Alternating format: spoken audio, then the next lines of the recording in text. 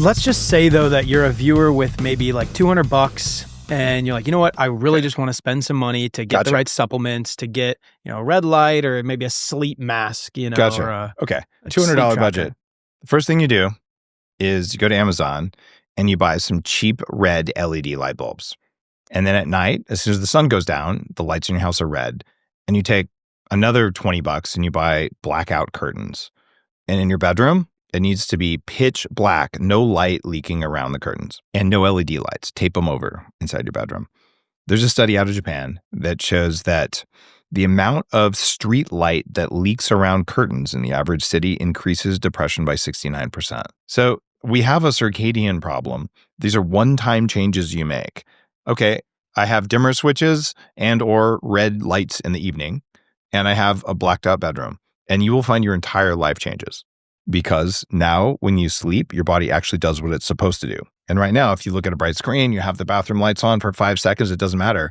The timing system in your brain, in all of history, there's never been bright white lights in the middle of the night. We had a full moon and we had fire, and that was it. And so when you turn on those bright kitchen or bathroom lights or whatever, the timing system goes, it must be daytime. And then it starts turning things on that are supposed to be turned off. And it's driving depression and anxiety and drops in hormones and all kinds of weird stuff.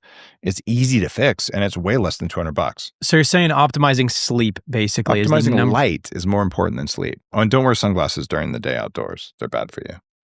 And that's just because you don't want to trick your brain into when you should be on or off or alert or not. Light is a nutrient that's as important as food. And it's like we just put junk lighting everywhere. It's like we replaced all of your food with Twinkies, and that's what LED lights are. Why did you say that people that sleep for 6.5 hours live the longest? Because that's what the data shows in 3 large studies of more than 1 million people over multiple years. How would the data show that?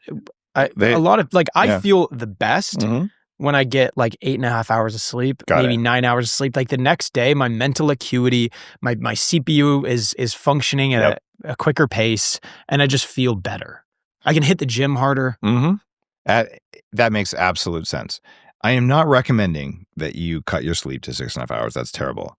What the data really shows is that healthy people need less sleep to recover. So if you wake up fully recovered in 6.5 hours, great. If you need 8.5 hours to fully recover, either you're working out really hard or some systems aren't optimized. So if you just wake up fully refreshed, feeling like your CPU got the upgrade, and you did it in 6.5 hours, that would be better than 8.5, right? That would be the goal. But do not cut your sleep back to try and live longer. That's a terrible strategy. The data is very clear, though. There's more causation then. It's like if you are healthy, then you just need less sleep. So correct. The sleep is kind of the metric that they use to reverse engineer. Exactly. Okay. Right. So the data is very clear, though. People who sleep 8 hours or 8.5 hours, they die more from all-cause mortality, meaningfully more than people who sleep 7 hours. So how do you get the perfect night of sleep? This is awesome. The short answer to that is free. It's just go to sleepwithdave.com. And everything I know about sleep is there. I just needed a URL. What sort of website is this? It's my OnlyFans. No, okay. It's just the most memorable marketing URL of my entire life. And it makes me laugh every time I say it. But yeah, Sleep with Dave has all this stuff on it. And again, I'm not selling anything. Jack has sleepwithjack.com. Nice. It's just a form you can $10, guys. Yeah, nice. $10. No. The short version to get good night's sleep, have dinner before the sun goes down. That's critical. Don't have any calories after that. And then have darkness after the sun goes down. And I'm staying in a hotel here in Vegas. So I have glasses that we created for sleep that tell the brain it's nighttime, even though we can see it. So I was out at a casino last night. I'm wearing glasses. They look like they're red, but it's multiple layered optical filters. It's called True Dark.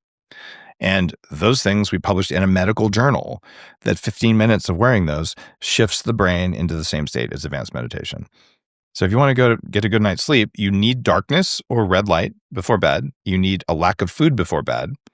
And when you lay down for sleep, you want to set your thermostat to 68 or less because cold is a signal to tell your body that it's time for sleep.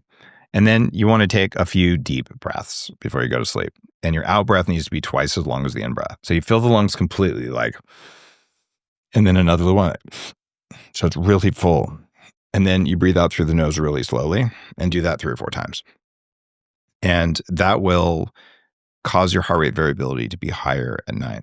If you do those things, you're probably going to get a good night's sleep. And there's a handful of sleep supplements that I talk about on that site that work for some people more than others.